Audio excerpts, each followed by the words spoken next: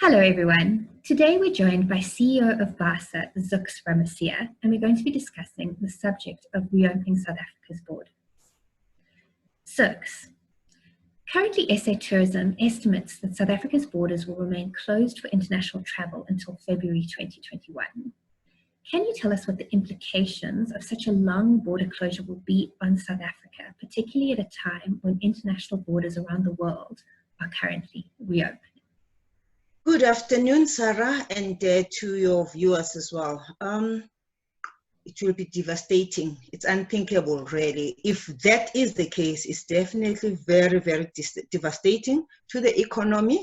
If you continue doing that, we all know now that there's the economy has spiraled deeper, into a very financial turmoil.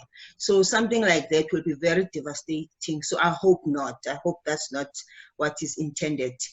But okay, let me just give color to what I've just said by explaining the value of aviation and the impact that this prohibition of borders globally has, and as well as we'll bring it to the domestic or to South Africa. Now, the economic studies recognizes that there's a strong relationship between air travel, business, as well as the business development, basically in tourism. So it is important really that we understand that if you take out the air travel, it affects business travel, it affects tourism. There's it's a spiral of things that gets affected. And as we stand, the economic papers are showing the importance of air travel globally, that it delivers around $2.7 trillion in GDP globally. So can you imagine now with the borders that are not opening? Remember, it's not only South Africa, many borders haven't opened. So that impact is humongous. So really it is important. And we know why the borders were closed, but I think, as you say, the relaxation that happens, we need to look at it. Now, the economic study says that for each airline industry or employee, it supports about 24 other jobs in the broader economy. So you can imagine now the impact on the economy, like I've said at the beginning. That's why I needed to color it with the studies. So basically, more than a third of the global trade moves through air travel. So really, if you take out air travel, think about all this that is going to happen. Now, let's bring that from global and bring it to the domestic or to South Africa. IATA studies estimates that the revenue that is generated by airlines in South Africa will fall around 55 billion rands. That's how it will fall in 2020, which is 50% less than it was last year in 2019. I mean, that's humongous. So it is important that we look at all facets as we do this. Now, jobs that can be affected in South Africa, not only in the airlines, I'm talking about in tourism and in many other sectors that are supported, that are enjoined with air travel, are estimated to be about 252,000 jobs that we're looking at losing, if the status quo continues. And if we're talking the GDP of the country that is affected, according to the IATA studies, it's 93 billion of the GDP. So all these studies, are saying something that, yes, we care about the health safety, but we must balance it with the economy. In addition to these dramatic losses that I've been talking about, the liquidity of the airlines, we need to think about it, Sarah, because airlines now are busy trying to preserve cash at the background with all this continuous closure of borders is not helping them a lot. So it's very important. It's very consequential, very devastating. The service providers, the other partners, like everybody, in fact, that the car rental, the small accommodation, the hospitality sector, the employees in tourism sector, all are going to be affected by this. So yes, I still stand by this, that there's a lot of people who's going to bear the brunt of the borders if they continue closes.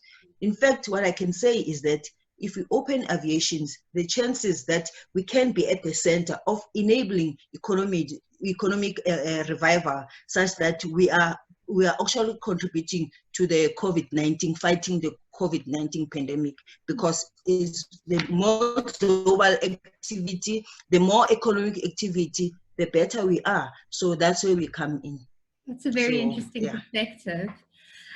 Is BASA involved in any lobbying with government to try and reopen these borders, and have you made any progress to date?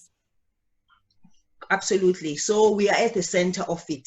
Being involved is, understatement. We're at the center of it, because as BASA, we're looking after the African and the international airline, and our duty is to always go to the government, lobby them, and have a relationship with them, so that it is easy for international and African business to do business in South Africa. So really, it is incumbent upon us that we are at the forefront of petitioning the government to make them aware of the impact that I've referred to earlier on. So yes, we are there. We are working BASA with ASA, IATA. We've written to AXAS, ATNS, to all the departments of transport, that and appeal to them that we are seeking any help that they can help us to reduce, the burden from us. If we're talking about deferral of payments, we're talking about payment holidays, we're talking about penalties not being there if you defer these payments.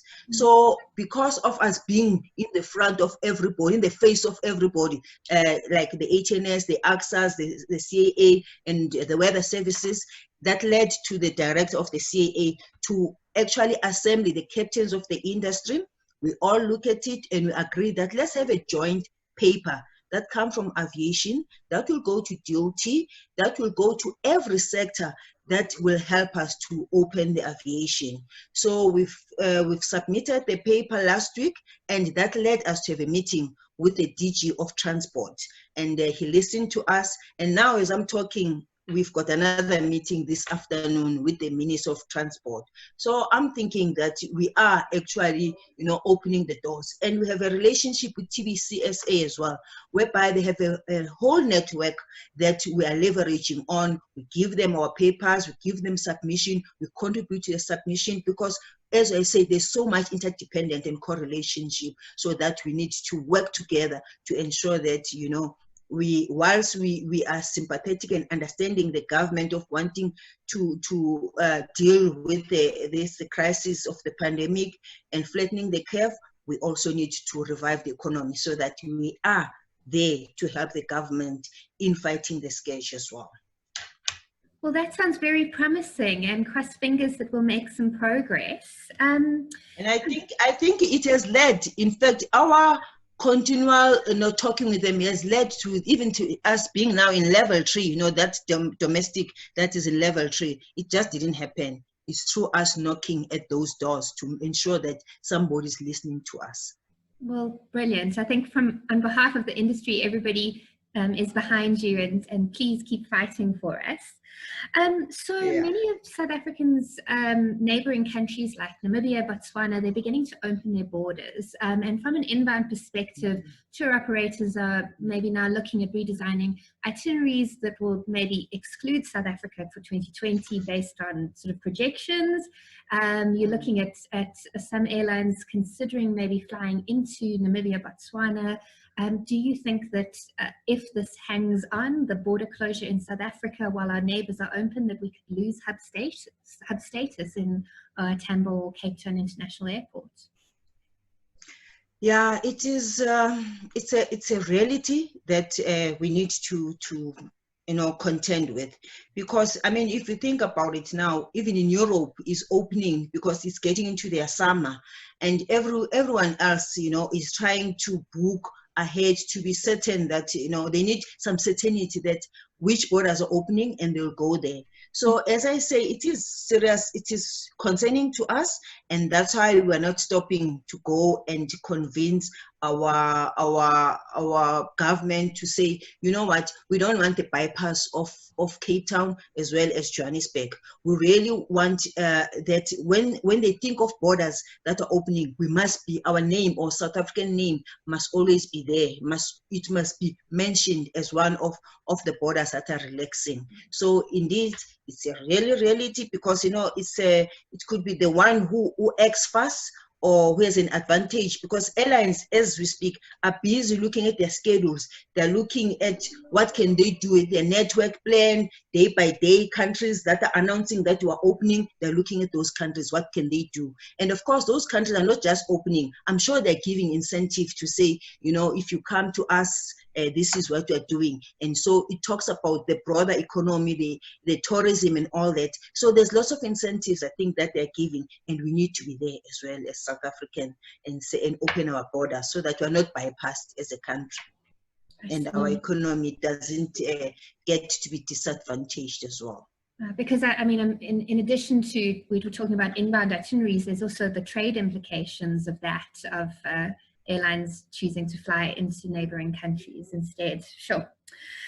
So a bit of a prickly topic is that of the airlines instituting vouchers. So previously, airlines would give clients either a voucher or a refund, but now because airlines are in such a cash-strapped position, they're doing away with refunds in many cases. It's been recommended by IATA to keep airlines going at the moment, and they're giving vouchers.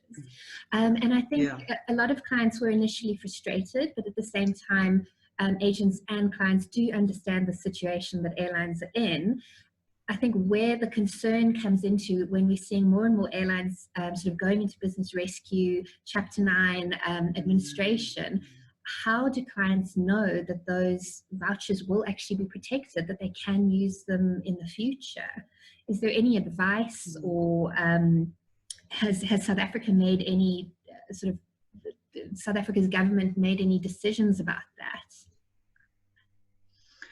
Well, it's not really a government decision. It's more of an airline. Each airline has got, its own policies of how they refund and stuff like that. But what I can tell you is that most airlines have really relaxed their refund policies, because they understand, that it can't be a one shoe fits all for everyone. So they are really trying their best to ensure that they relax and they go, the penalties, they're waiving the penalties of even changing the bookings, and they're extending all those, and saying that, let's say if you didn't use your ticket this year, it's for the next 18 months you can still use the ticket. So really, I think there's a lot that that the airline are doing, and maybe they still are looking at what else can they do. But what I can assure you is that airline has got one objective, really. They want to operate and be of service to their customers. So they can't want to ruin that relationship that they have. And as well, I don't think there's any airline which has got an intention not to refund or not to be around to honor those vouchers. So I think that, as I say, there's a lot that is happening. They hardly get any revenue, but I'm sure airlines are busy at work and looking what else can they do to ensure that that relationship that they have with their customers, with the trade, and it must remain intact. I think that's what they are seized with. And so the message from the whole industry and the airline industry is, don't cancel, postpone, and travel again, and keep tourism going. I see. Absolutely.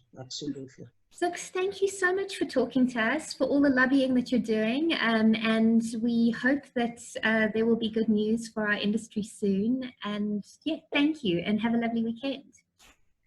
Thank you very much. I hope so. In this meeting with the minister this afternoon, I hope we'll be able to convince him again. But the fact that he called us and we just had the meeting with the DG 2 days ago, I think for me, it says that there's a light at the end of the tunnel. So stay, focused. Well, we're doing the best that we can.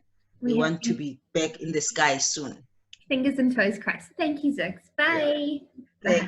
Thanks very much. Bye.